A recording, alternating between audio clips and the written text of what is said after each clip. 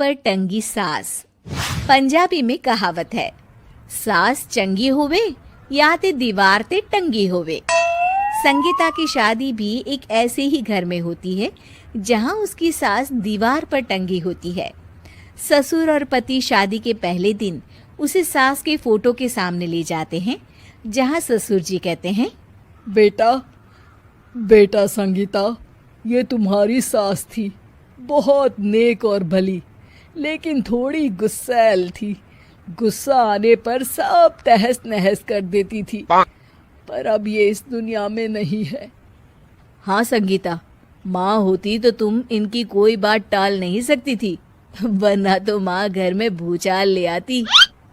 संगीता मन में खुश होती है कि अच्छा है कि ऐसी औरत अब इस घर में नहीं है, लेकिन दिखावे के लिए वो जैसे ही सास की फोटो के सामने हाथ जोड़कर खड़ी होती है, ये क्या?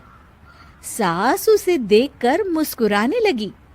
संगीता आंखों को मलकर एक बार फिर से देखती है, लेकिन फिर सास के चेहरे का भाव, भंगिमा यानी एक्सप्रेशन बिल्कुल बदले होते हैं।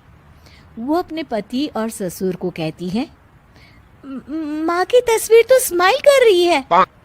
ना ना बेटी, ये कैसे संभव है? जरूर तुम्हें कोई गलती हुई होगी, ऐसा कैसे हो सकता है? लगता है तुम शादी की सारी फॉर्मेलिटी करते करते थक गई हो, तुम्हें आराम की जरूरत है संगीता। खैर, सारे संगीता की बात को इग्नोर कर कमरे में चले जाते हैं। वैसे सास की फोटो पर एक्सप्रेशन एक के बाद एक बदलते ही रहते हैं। सुबह होती है, पति और ससुर को काम पर भेजकर संगीता कमरे की सफाई करने में लग जाती है कि तभी उसे आवाज आती है, टेबल ठीक से साफ करो।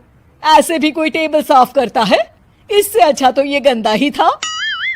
किसी औरत की आवाज सुन संगीता दंग रह जाती है और सोचने लगती है कि आवाज कहाँ से आई।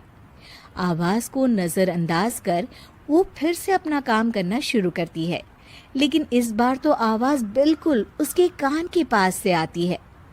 मेरा घर है ये, जब तक मैं थी चमका कर रखती थी, हर एक चीज शीशे की तरह थी।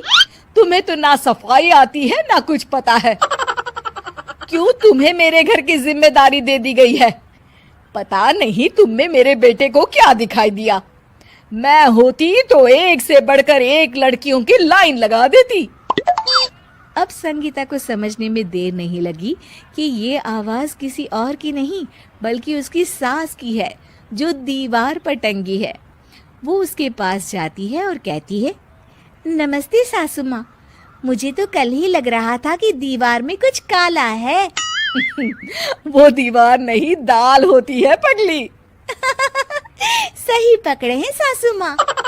तो क्या हो गया आपको जो आप यहाँ भी चैन से नहीं बैठी हैं? सुना मैंने आपका व्यवहार काफी गुस्से वाला था। चुप रह तू, ज्यादा बकर बकर ना कर।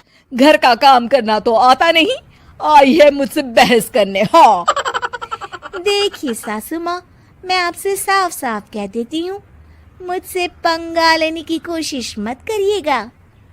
तभी पीछे से संगीता का पति आता है। अरे संगीता, किससे बात कर रही हो? कौन है वहाँ? संगीता की सास की फोटो फिर से पहले जैसी हो जाती है। आपकी माँ से कह रही थी कि मुझे काम करना आता।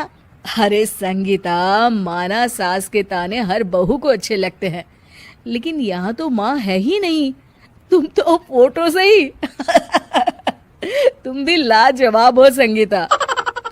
किसी को विश्वास नहीं होता कि संगीता अपनी मरी हुई सास की फोटो से बात करती है। वहीं आए दिन संगीता की सास संगीता को किसी न किसी बात पर आते जाते ताने देती। संगीता को भी अब सास के तानों और उनसे बात करने की आदत हो गई। वो कभी खानदान की कहानी तो कभी तीज त्योहार कैसे मनाए या किसी व्यंजन की रेसिपी सास से ही पूछती। सारा दिन घर में अकेली संगीता की सास अब उसके लिए तानों के साथ पक्की साथी की तरह भी रहने लगी थी, जो किसी और को नहीं बल्कि संगीता को ही सुनाई देती। तो देखा आपने, सास बहू का रिश्ता हर रिश्ते से ऊपर होता है, फिर चाहे वो खट्टा हो या मीठा।